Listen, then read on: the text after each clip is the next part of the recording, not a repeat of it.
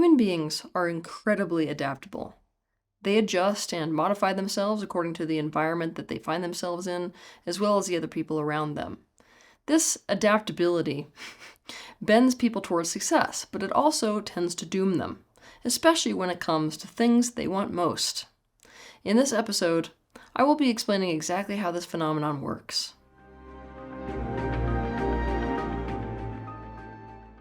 Each and every one of us adapts to our surroundings. This begins when we are children. We adapt to our parents' personalities, beliefs, wants and needs, likes and dislikes. We adapt to our culture. We adapt to the language that we're taught to speak. We adapt to the schools that we're educated in. We adapt to the peers we play with and are bullied by. We adapt to society at large. We adapt to traumatic situations, should we find ourselves in them. And this is just the tip of the iceberg. The list just keeps going on and on. We adapt so as to keep ourselves safe and give ourselves the highest chance of meeting our needs and succeeding at whatever it is that we have our sights on, consciously or subconsciously.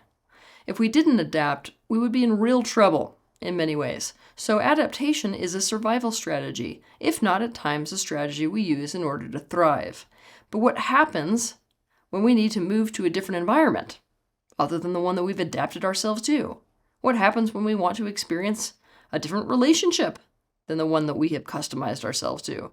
The answer is we either adapt again or we doom ourselves to only being able to be in the very environments that we previously adapted ourselves to. And this can spell doom for us. So that you understand this concept, I'm going to give you 3 examples. First, Amara's father was diagnosed bipolar before she was born and was in and out of psychiatric facilities. Frequently, he used to drive drunk and gravitate towards other risk-taking behaviors. He would catastrophize and also self-medicate with prescription opioids. Amara's mother coped with this through denial and false optimism. In truth, the entire house revolved around the father's mental and emotional state. Amara had to adapt to this to be okay in her childhood home. She figured out how to coexist, essentially, with her father.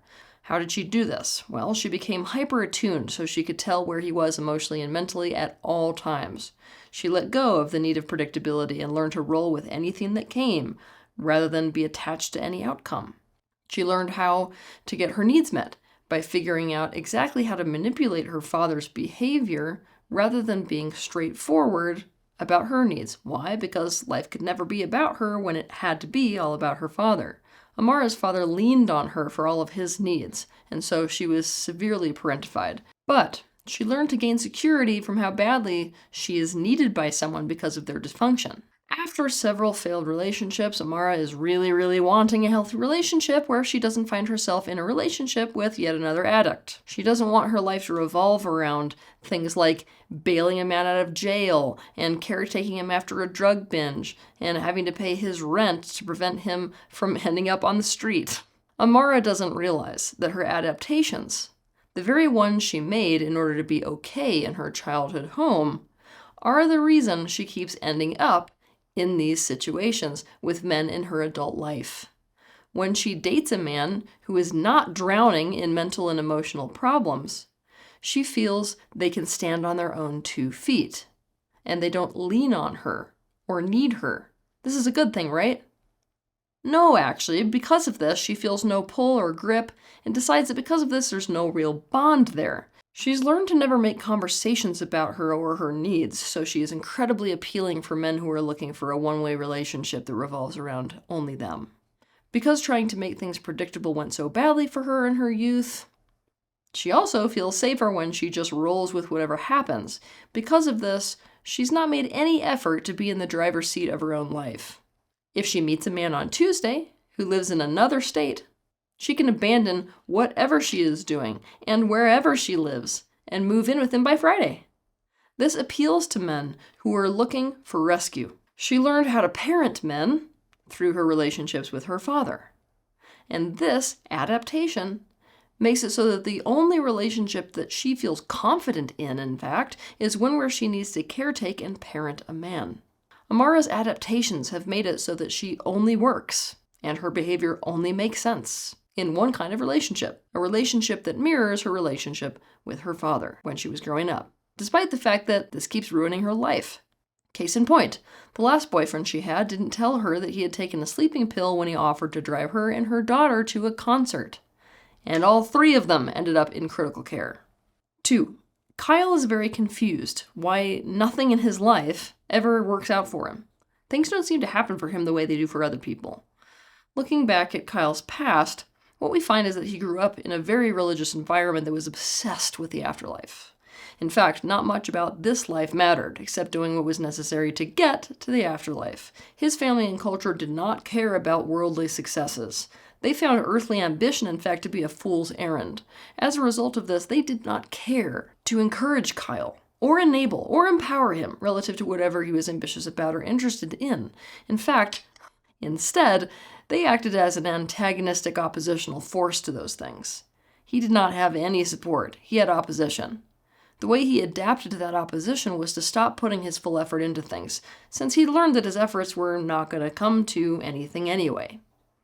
And he adapted by making excuses about why things never worked out.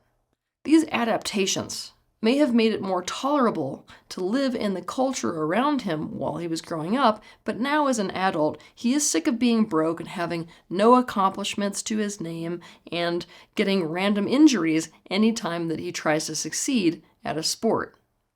He doesn't understand why he is so unlucky. The problem is, Kyle doesn't consciously see his own adaptations and how they're sabotaging him now. Everyone else around him sees it. They talk about how easily he gives up and how they see how much more time and energy he could be putting into the goals he says he has. Kyle has adapted to a situation where he will never achieve anything he wants in life. And because of those adaptations, which he doesn't see and therefore isn't facing and changing, he never will achieve anything he wants in life. 3. Jim joined the military. In the military, he was put through intense training. Suddenly, the world he had joined was harsh. Perfection was expected and there was no space for vulnerability at all. Jim adapted. He adapted by learning the pattern of suppression. He suppressed anything about himself that he or anyone else would have judged as vulnerable or weak.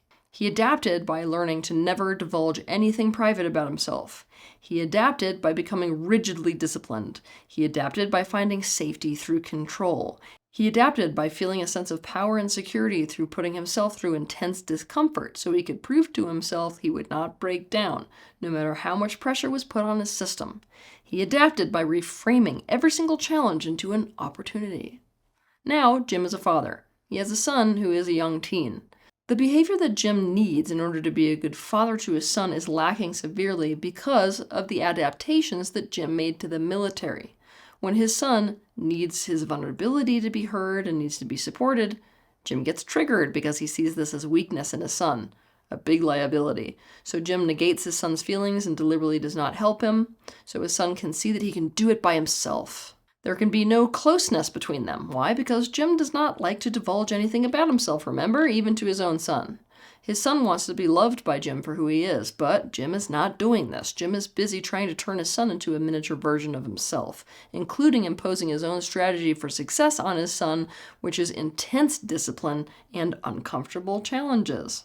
His son is really afraid of Jim, and so he goes along with all of these intense exercises, like cold plunges and weightlifting exercises with extreme objects and severe fasting. Jim's son never feels good enough for Jim. Jim wants to be a good father, but he cannot be. He has a terrible relationship with his son because of the adaptations he made to belonging to the military. He needs to let go of those adaptations and develop different patterns in himself in order to parent well and have a good relationship with his son. The big problem with the adaptations we make to things, most especially to traumatic and dysfunctional relationships and environments, is that those adaptations form and forge us to fit into those things we adapt to. This includes traumatic and dysfunctional environments and relationships. And so we start to only make sense in those environments and only feel a sense of personal power in those environments. If you want to understand more about this, you can watch my video titled "There is no such thing as self-sabotage." We feel like a fish out of water in different, even far more functional and healthy environments and relationships. And when we really, really want something different, these adaptations, in fact, work against us. They act as resistant forces to the very thing we want and need. If we want a different experience, we need to change the adaptive patterns within us that make us a perfect match to that experience. Have a good week.